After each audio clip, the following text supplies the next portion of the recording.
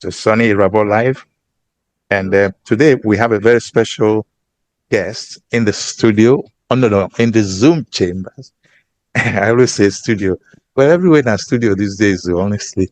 The truth is, we've been trying to determine what exactly is wrong with Nigeria. You do one thing, there will be complaint. You do another, there will be observations. All kinds of things are always being said. However, the simple truth is they are always said on the basis of truth. And that means a whole lot, if you know what I mean. So I have a guest who is with me through Zoom, and is one person that I've listened to so many times.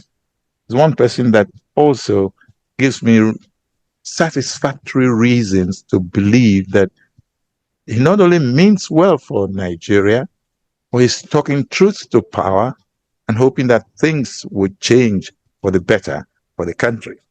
I'm talking of Reverend Father Professor Anthony Akinwale, who is, I think, is the Vice Chancellor of the Augustine University in Ekwe.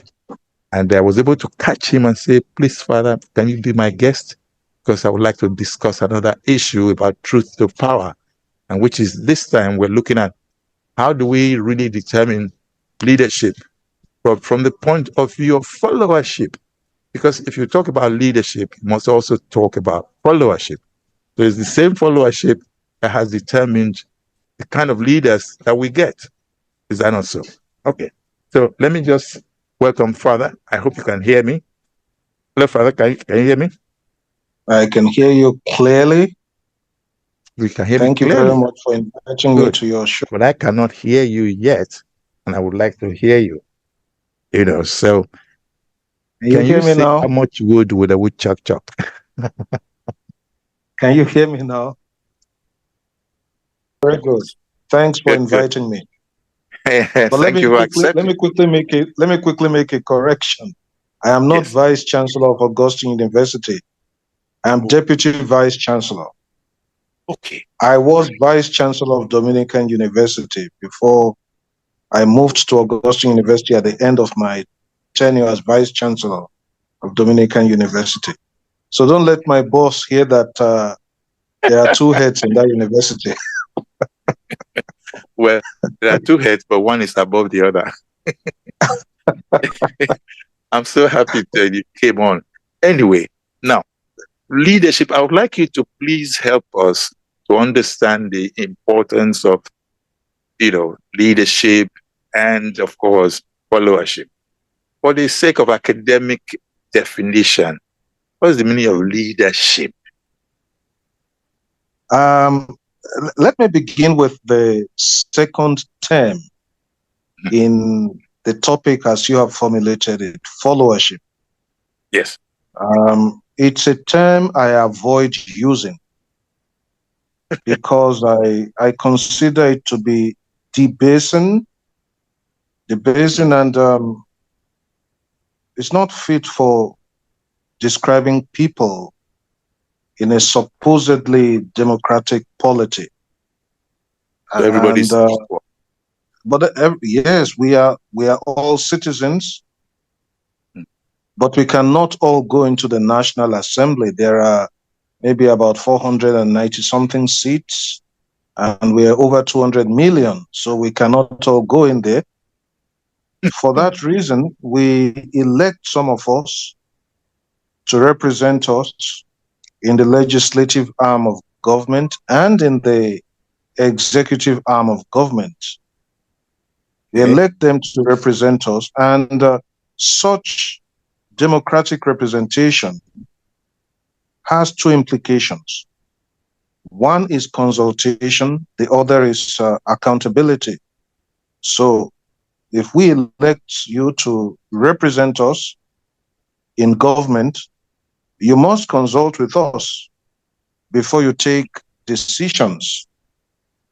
There is a principle in Roman law which informs this. It says, whatever concerns all must be discussed by all. But we cannot all go. to the National Assembly. So those we elect to represent us in the executive branch of government and in the legislative arm of government, they must consult with us before taking decisions. And when they come back home to their constituencies, to their senatorial districts, wherever they're domiciled, when they come back home, they must be accountable to us. So we, the people, use our votes to employ them. We employ them. They are employees. And well, that is if we can vouch that we have a credible electoral process. We are the employers, they are employees. So to say we are followers is to make them or make of them emperors and tyrants. That may fit into a feudal system, but I'm not sure it fits into a democratic system of government. That is with respect to followership. Something very instructive in what you just said. Okay. Yes. With respect to leadership, okay, we now have to look at what's the role of the leader. In a nutshell, I would say the role of the leader is to enable the citizens to actualize their potential, to pursue their legitimate aspirations. The role of the leader on behalf of the people. Well, they lead us, yes, but they use their office to create an enabling environment. They use their office to enable us to actualize our potential. Because when you talk of a developed polity, it is an aggregate of citizens who have been able to actualize their potential. My problem with leadership, especially in Africa, is that instead of using leadership to enable the citizen, leadership actually disables the citizen. That's a scary one to hear it. From the It way is indeed scary. Mm-hmm. Now, the issue that bothers me most of the time is just the way you people actually described it. If we put you there in quotes, you're representing the people. Therefore, you must do the bidding of the people, right? Well, you consult with the people. Okay. Because you must also be ready to take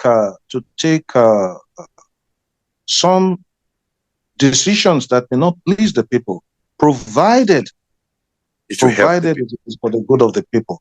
Here we have to differentiate between popular leadership and populist leadership. I think quite often we collapse the distinction.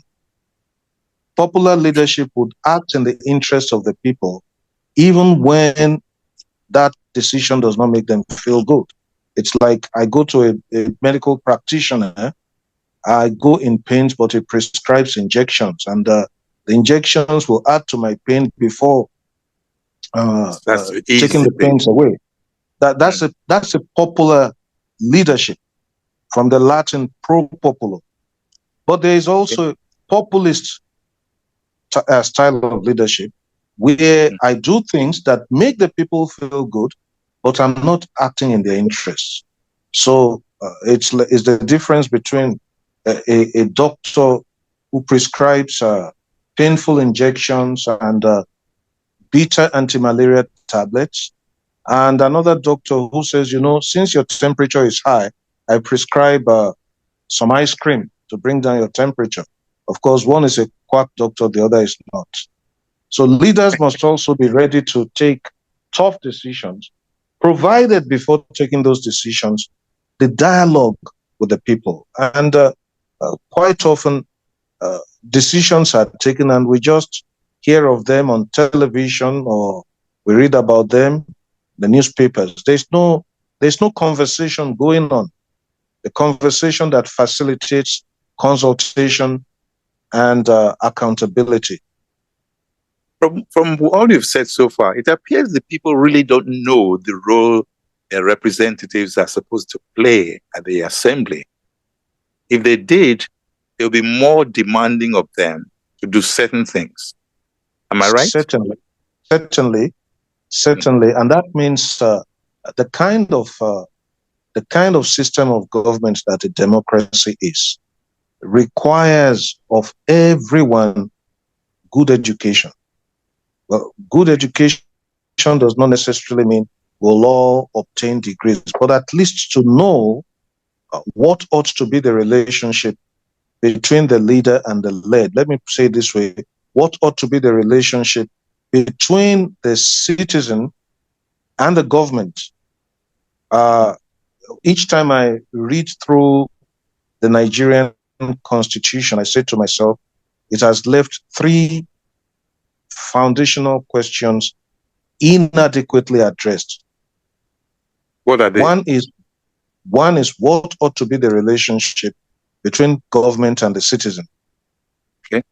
The second one is what ought to be the relationship between one arm of government and the other, between one tier of government and the other. Arm of government or arms of government, we have the executive, we have the legislative branch, we have the judiciary. What ought to be the relationship between the three? And in Nigeria, we claim to run a federal structure, federalism. What ought to be the relationship between the government at the center, the government in the states, and the government in our various localities? That's a second set of questions that has not been adequately addressed in our constitution. A third set of questions: what ought to be the relationship between a citizen and a fellow citizen? If, for example, I violate your rights today, where can you seek redress? It's because you cannot seek redress that we resort to self-help. We can't seek redress because, okay, we ought to rely on law enforcement agencies. We all know that our law enforcement agencies are not up to it. They cannot protect us. They are not trained to protect us. That's another story. They were formed by the colonialists not to protect the land and the people, but to protect the colonialists from the agitation of nationalists who are asking the colonialists to leave. And that mentality remains today. The law enforcement agencies we have protect the state, not the citizen. It's surprising so because that's the problem. Yeah, but the surprising thing from what you have said so far, using the third point, comes to my mind. What comes to my mind is the fact that they're supposed to have training schools where all these things are taught in such a way that, whenever they pass out, they will be able to express or perform the duties they were trained to do. Well, that is what you said now is the imperative, but it is not indicative. You see, the law enforcement agent represents the state.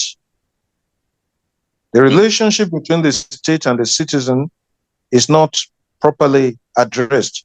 The terms of engagement do not favor the citizen. That is if they are terms of engagement. So the state disrespects the citizen, and so agents of state, whether it's a policeman, knowingly or soldier, or even a civil servant in a ministry, has no respect for the citizen. He represents a government that has no respect for the citizen.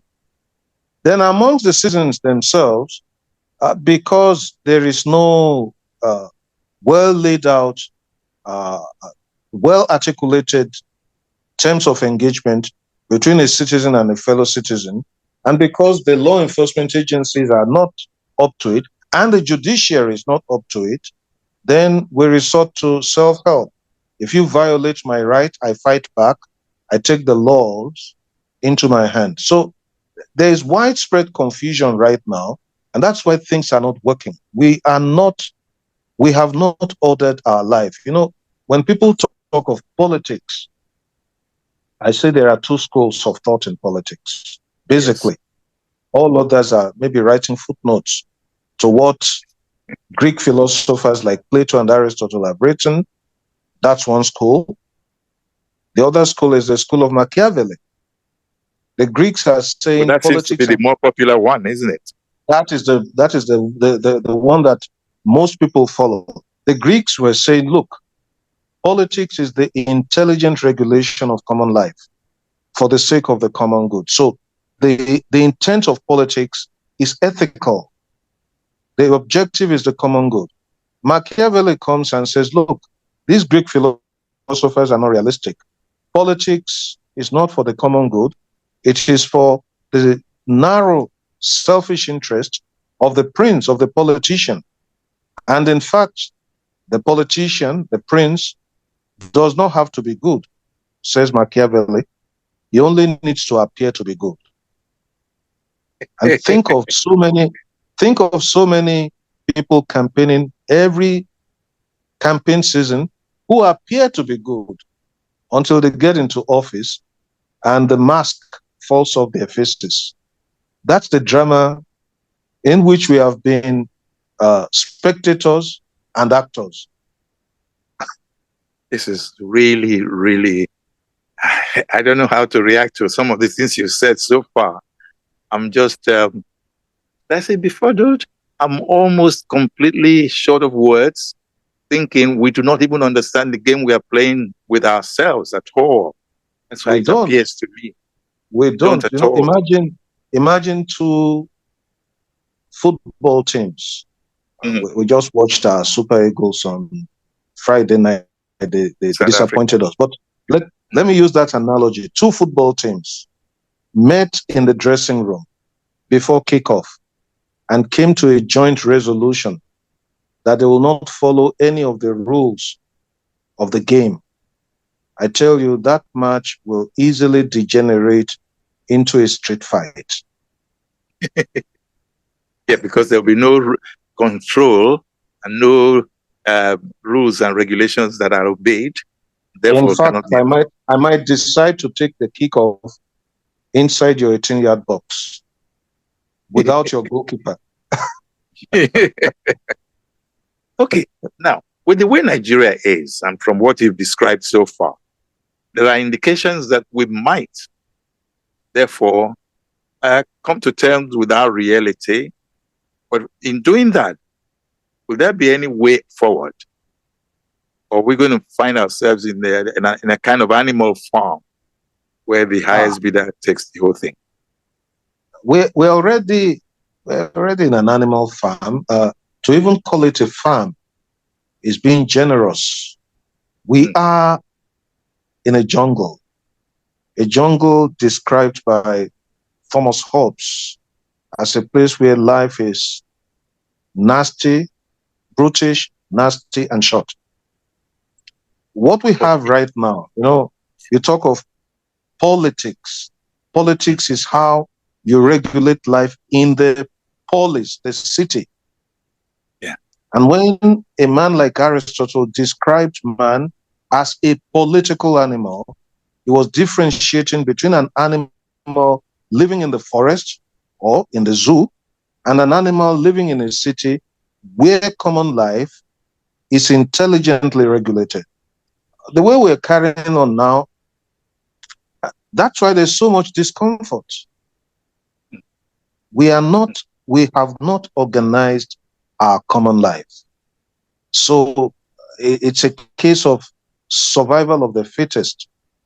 But we can retrace our steps. And that is where I find it difficult to use the expression, the way forward. I think we need to retrace our steps to understand that we are human beings, that as human beings, we are rational animals, we're endowed with intellective faculties with which we can then organize our common life. Then we'll be playing politics. Without rationality, there's no politics. There's brigandage. Okay. The way you have said it now gives me a reason to now. I wanted to retrace my step and say, yes, whether the rule of law Because that's supposed to be the balancing act for us, yeah? Checks and balances. Again, Where we have is to the rule of qualify law? that. We have to qualify that. You know, Okay. a few years ago, May 29, 2007, when late President Yaradua gave his inauguration address at Eagle Square in Abuja, and he used the expression respect for the rule of law. I went back to my desk to write something on that to say respect for the rule of law is inadequate. We need respect for the rule of just laws. Because anything you make into a law, again, law has its definition. Law has its definition, which could be Yes. ordinance of the will of the legislator or ordinance of reason. If it is Machiavellian, it is ordinance of the will of the legislator. Whatever the lawgiver or the strong man in the city decides, that is what we all follow. But if it is ordinance of reason, then we'll sit down. That's the whole idea of parliamentary debate. Sorry, We sit down. Professor, can we just take a little break, please? I want to take a little advert here. I'm so sorry. 1 second, please. No problem. So welcome again. We just got some messages, and we have Professor, Reverend Father Professor Anthony Akinwale, who is the Deputy Vice Chancellor of the Augustine University, with us. You were saying something, sir, that made me stop you. Well, it didn't make me stop you. I'm sorry I had to stop you, but then... No problem. Yes, please go ahead. Yes, if I can retrace my thought. I think I was talking of how we are rational animals. How do you manage this diversity? You need the rule of just laws. You need, foundationally, a constitution that enables us to manage our diversity. But we cannot use the current constitution to manage our diversity. One, because it makes the government more powerful than the citizen. If you look at Section 2, it makes the government more powerful than the citizen. Then should it be so? It shouldn't be so. It shouldn't be so.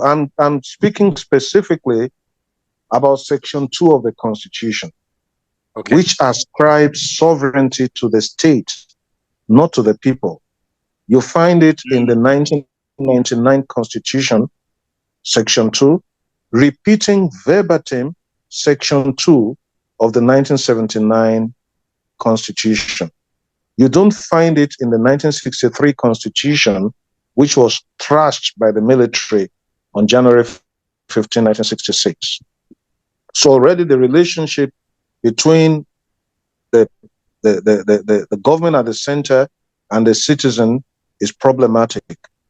You have a constitution that makes the federal government lord it over the state government. I'm not even sure we can say there's a federal government. There is a central government. There's a government at the center. Whether it operates on federalist principles is highly debatable. I would even say it is not operating on a federal principle. That's why you have a situation where you have state governments provided for in the Constitution. You have local governments provided for in the Constitution. When you speak of a government has legislative powers. You now say those governments with legislative powers have no power to enforce their laws. I mean, we're still debating about whether or not to have state police. If a state can make its laws, a state should also be able to enforce those laws. You don't have the police. Local government don't have the police. So federal government crushes the state government. State government, in fact, there is no local government in Nigeria anymore. Yeah, because that has been a very contentious issue with it, where the state government... It shouldn't be a contentious issue, given the diversity, the ethnic diversity of our country. And given the commonsensical saying that all government is local, we should pay close attention to the local government. Local government brings government close to the people. I think it is even more important than state or federal. Yes, But I think so too. The Constitution has given us a central government that disables the state government, and state government removed local government. So that section 2 is problematic.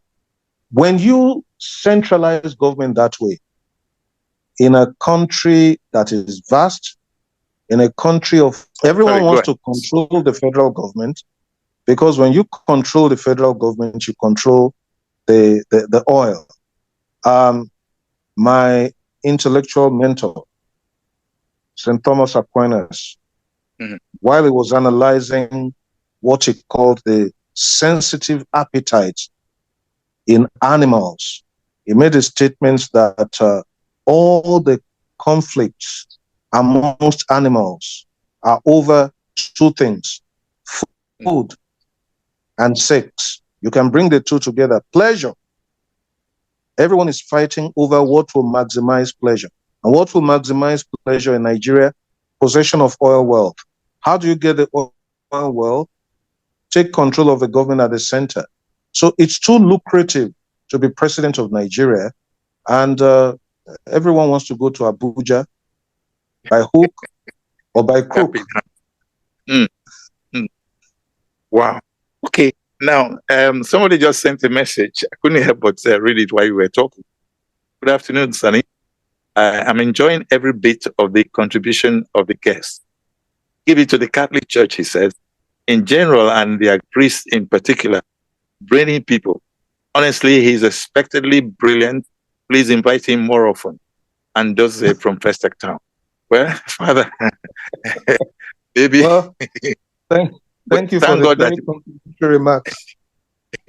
Except that we are concerned about what's going on in the country. We need to move it forward. We need the people in position to think of the people that are following them. We need there to be some kind of convivial relationship that will make the country a sovereign. You have already said the country is not entirely sovereign anymore from the way you've said it. Wouldn't you say? Yes. The sovereignty we speak of is not in our hands. It's in the hands of the state. You know, okay, before the colonialists came, we had our traditional rulers, monarchs. In a monarchy, there are subjects. In a democracy, there are no subjects, they are citizens. So if you are still putting sovereignty in the hands of the state, then you are more or less saying that we are not citizens, we are subjects. And it's becoming very clear that what transpired on October 1, 1960 was that sovereignty was transferred from the colonialist to the indigenous colonizer. When I was in secondary school, we read the novel by T.M. Aluko, One Man, One Machete. I remember that. A very, very intriguing novel because it was describing what was going on in a place he called Ipaja. And the colonialists came with their district officer. The district of if you look at Africa, we had people who fought for our independence, quite all right, and they must be commended for that. But if you look at the career of virtually all the first generation post-colonial leaders in Africa, it seems that they took the garb of the colonialist before the colonialists went and put it on. So many of them ended up oppressing their people. I can cite names here, but I don't want to do that. Okay, let me quickly stop you there. I need to take some calls. There's call already coming out from the console here of Inspiration 92.3 FM. So let me take some calls, hoping you hear them. Hello, good afternoon. Okay. Hello. Oh, we lost it. Okay, please go ahead. Sorry. So we need to retrace our steps. We need urgently, When you say we need to retrace our steps, yes, it depends on whether there has to be some kind of relationship where let me now go back to the follower, the people feel the need to have a kind of relationship, a conversation, an observation, and maybe get the leaders to come and listen to what they are saying. Mm-hmm.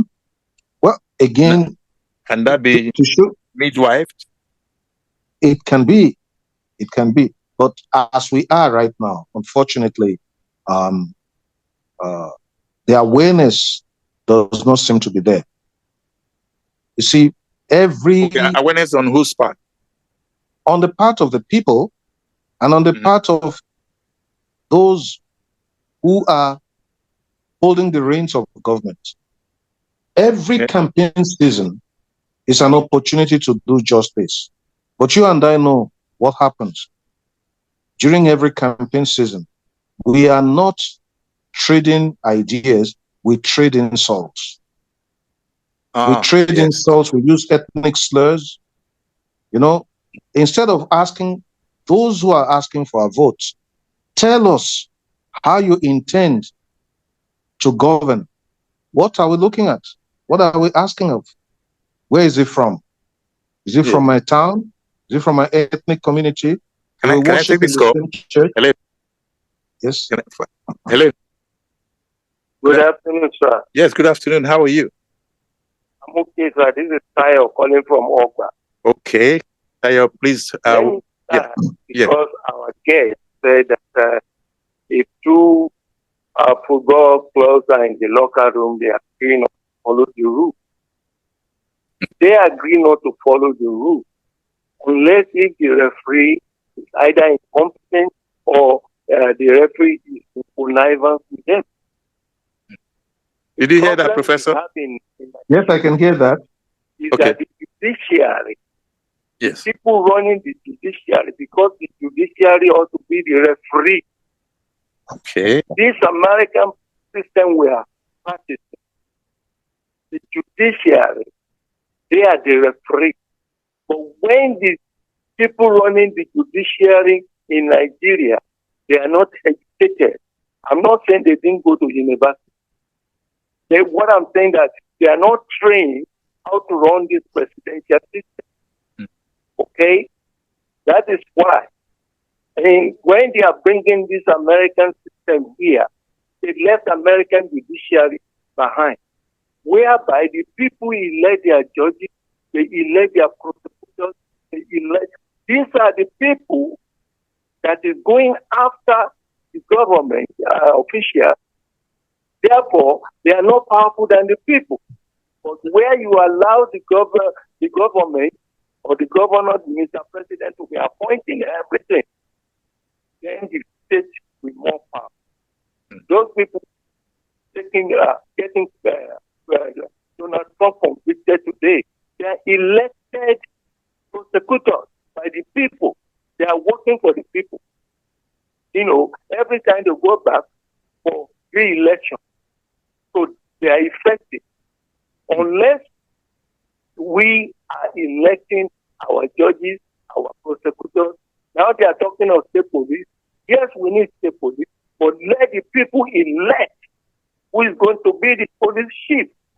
So let him be coming back to the people to renew his tenure. By that, you will see that we will have a country that is moving. We need to educate those people running our judiciary. Thank you, sir. That, no, the day they came up with estimated bill, the judiciary would come out and say, no, it's unconstitutional. You cannot ask, there's no way it's in the constitution of Nigeria that Nigerians should go and pay for services they did not provide for them. This, what they call band A, band C, whatever, is discriminatory, it's apartheid system. But where is the judiciary? They are not educated. Thank you so much, sir. Thank you. Thank you. All right. So, Professor, you very pertinent remarks. Highly pertinent. Let's talk of the judiciary. The judiciary is the referee, he said. fine. I would even say the judiciary is the VAR. VAR, you know, you're really a sportsman. Video, can you say like video authentication? VAR, yes. Yeah. You know, the VAR in football. Yes, I mean, I wanted you to enlighten us more about VAR because I'm ashamed to admit that I don't know the meaning. Video assistant referee. Assistant. Video assistant referee. That's right. Yes. Okay, thank you. But the referee, all the same, somebody is in charge of it. But here is a problem. We want to play a game of football. Two clubs, and one club, one side, chooses the referee. Chelsea and Man U want to play a game. Chelsea chooses the referee, pays the referee. How do you expect the referee to be independent?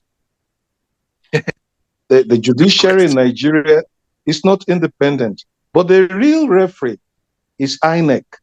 Can we vouch for the independence of INEC? Look, who appoints the chairman of INEC? You want to have an election, INEC is the referee. The police it should be independent.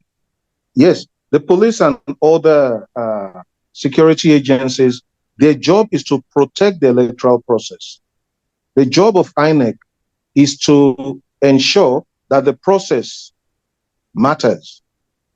And then in the case where we are not satisfied with the outcome, the VAR, the judiciary, is consulted.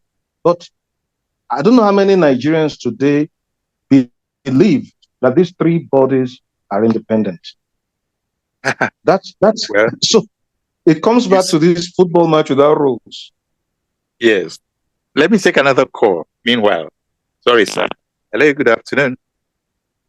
Good afternoon. This is Tony Erabo. How are you, sir? And yes, who is our Reverend Parang and everybody scholar at the multi time. My name is Peter. I'm calling from Abaranjani. Okay. I want to ask our elder scholar there or two. Yes. But before that, I have listened to him very carefully, and I have also listened to his concept to you. Yes. One from the leadership position talks about consultation and accountability. He also mentioned passing political philosophers like Aristotle and Thomas. See that as me. He also talked about probably, he did not mention Niccolo Machiavelli, but he referred to him one way or the other. That is the reaction of the ruler, the end justifies the means. But I want to ask you a question. Yes. First, we have Nigerian democracy, presidential system of government, American democracy, presidential system of government. Is there any difference between these two? Then finally, he talks about somebody who is suffering from malaria. He goes to the hospital, one doctor gives him ice cream to cool off the heat. While the other one injects him with the malaria injection and response and drugs related to malaria. I want to let him answer this question, whether, in respect of two government policies that follow that first of all, the removal of petroleum subsidies and of course the closing of the naira. Is there, do we see any problem in this? Or probably going to American democracy is very different. Remember the malaria. That's why I've just asked the second question. Thank you. Thank you. Okay. Over to you, sir. Yes, I hope I got that very well. It was going on and off. But something was said there about removal of subsidy. Mm-hmm. Okay. When he tried to compare the American system, presidential system, and the one we are copying. So he was asking, is there any difference? And I know you said categorically between what we're doing and what the Americans are doing. Yes, because Nigerian system took over the American system. Remember? Okay. Let me begin with that. Is there any difference? I think the difference is as clear as 7 Up. We claim we claim to have copied the American style, but that's not what we're doing. Because built into the American style, built into it is separation of powers, the legislature, the executive and the judiciary. There's separation of powers such that one arm of government cannot dictate to the other one. There are checks and balances. We don't have that by accident or by design. Then all politics is local for the American. You will not hear, for example, that the governor of the state of New York is going to visit the city of New York, and the mayor of New York has to go and receive him at the airport. You will not hear that the governor of the state of New York is setting up a caretaker government in place of the properly elected mayor of the city of New York. You will not hear of a president who is, in control of oil wells. So we're not practicing what the Americans are practicing. The difference between what they are doing and what we are doing, the difference is as clear as 7-Up. And I think the earlier we stop deluding ourselves on this, the better. If you want to do what the Americans are doing, yes, do it. There may be variations, of course, but there are some defining elements there. Separation of powers is one. The relationship between the citizen and the government is another. That's why a former American president can be convicted. Yes. Because the judiciary is independent. Right. And it has actually affected him, hasn't it? Well, we don't know if it has affected him, because the same person who has been convicted by the judiciary, the people may say, we want him as our president. And that's it. The people decide. The people decide. In Nigeria, people do not decide. In Nigeria, those in government decide for us. And whether we like it or not, we must accept. Look at the debate on the national anthem. We didn't choose our rights, O compatriots. The military imposed it on us. Yes. Okay? Yes. We didn't choose to revert to Nigeria we hailed it. There was a discussion. Civilians imposed it on us. There was a discussion, a subterranean parliamentary process, and all of a sudden it was signed into law. And we have to sing it. If not, we'll be branded unpatriotic. To be honest with you, yes. Sorry, brother. Can you please lower your... Yes, my name is Krista Sonyaba. Okay. Now, so the topic here is truth to power. And I love what our Reverend Father said. Yes. Incredible election process to make sure that this process through which you go and get the people who are to lead us is credible. I love that. Now, you see, when the judiciary in Nigeria, just like they have said, is more or less like by appointment. When the legislative arm of government, who is supposed to be an independent arm, is equally by sort of appointment, appointment. That they even tell us that whatever the executive does, they can't go, they can't agree. We are hearing all this type of things. It's double time. My brother was asking about the American system and that. There is a lot of difference. There is a lot of difference because in the American system, everything is open. It's open and people are seeing. In Nigeria, we have a grassroots picture of things. We say we want to do election, and the election, if you mention something, you must mention the way you say you are going to do it. You must do it the way you said you are going to do it. You can't be telling us something and doing another thing. And then we have everybody, and we are saying we are moving forward. We are not moving forward. The Bible gives records that that we pray for constituted authority. If the authority is not constituted one, what prayer do we pray for? For example, if you say people should come in by 4 o'clock and all that, and some people go the place and then they say, yes, actually, we are the people who they say will come. And they have already taken all things there. And some people are quiet. We didn't have our own chair. Let's go ahead. Let's go. Oh. Let me tell you. Again, I need to stop you there. Yes. Thank you so much. Thank you. Okay, Professor. You have meaning. Again, these are very pertinent remarks. Yes. Okay. Yes, Professor. Yes. These are pertinent remarks.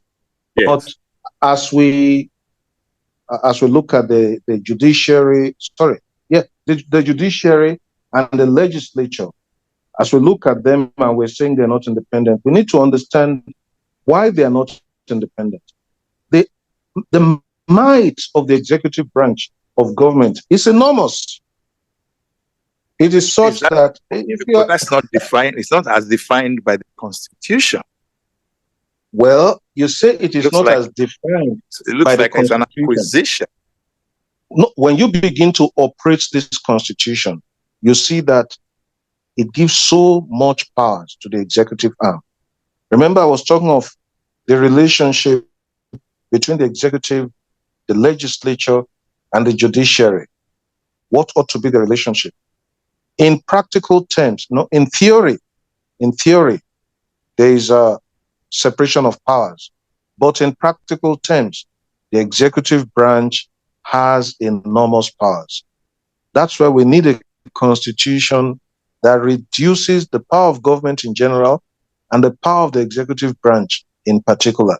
Okay. Who controls the budget? Even when it is sent to the National Assembly for approval, who controls it? President. And if you are in the Senate and you play hardball, well, we can make sure you don't have your monthly allocation. If you don't have your allowance, you will dance to a tune. And it's not about who is president. It's about the way the system is set up. Even if you put an angel there, he will operate that way. Let me ask you a question, because time is far gone, and my goodness, it has serious defects. The Constitution makes it possible for people to do things and get away with them. Can it be ever be changed? Can it be amended? It can be amended. It ought to be amended. However, you want to tell somebody who enjoys pounded yam to pass a law making it illegal to plant or harvest yams. All right. Because of our time control, I would like to quickly take some messages from WhatsApp, and then we'll conclude within 1 or 2 minutes, okay? Mr. Sonny Rapport, thanks very much for inviting your guest, a rare and great intellectual property. Our bane of this nation, called Nigeria, is the leadership and accountability of our government officials and the natural resources. This is Zubi from Apapa. And then another message. This one is from, instead of trading ideas, they are trading insults. This should be a quote that citizens should put at the face of politicians before and during elections. But to start with, how many of the citizens are sensible enough or aware of their roles during elections and what they should sensibly expect from the politicians before and after elections? Isn't that ironic that some of the politicians have the highest degree without referring to those who acquired theirs at the open market of fraud and deceit, even with the exposure of academic qualifications, yet the so-called politicians behave so uneducated, maybe due to desperation of acquiring more skills to steal than acquiring more knowledge on how to solve the problem in the area where they govern. Loot is the ultimate goal for them. Get more rich, then okay, I'll come into power and I'll do as I like. Nigeria is not practicing. Oh my goodness. It's so long. Let me not continue further because time is almost gone. Well, you got the main gist of that. I got so it. we have just 1 minute. And we try to, yes. What the last SMS you read is pointing at is of vital importance. Education. When he spoke of people who get their degrees from good sources and not so good sources, well, it's not so much the certificate, the paper one is carrying. Of course, that is important. But again, we need to understand what education is. I'll try and be brief since we don't have much time. Education stands on 3 feet. It's a tripod. Intellectual formation, ethical formation, and technical formation. You can't have one without the other. You will upset the tripod. So we need leaders and citizens of multiple competence. People who are intellectually competent so they think the right way, people who are ethically competent so that they act well, and people who are technically competent so that they can manage the resources with which the Almighty has blessed this country. And those resources are so immense that we have no business with poverty in this country. Thank you, Professor. I'm so grateful that you had your time and you carefully itemized all the issues at stake. Well, don't be surprised if I call on you again, please, soon enough. Thank you so much. It's my pleasure. Thank you very much. God bless you. We keep talking about our country. Yes, because I am not ready to japa. Neither am I myself. Thank you so much. Have a great day. God bless you. Thank you very much. Yeah. Bye-bye. Bye. Bye. So we've been talking to Professor Reverend Father Anthony Akinwale, who, of course, is the Deputy Vice Chancellor of the Augustine University in Ekwe. And he has now tried to take us through the rigmarole of trying to understand what leadership and followership really mean. In a nutshell, it is accountability, period. You owe the people the responsibility to do their bidding, to their happiness, and to the sovereign of the nation. Thank you all so much. Have a very great day.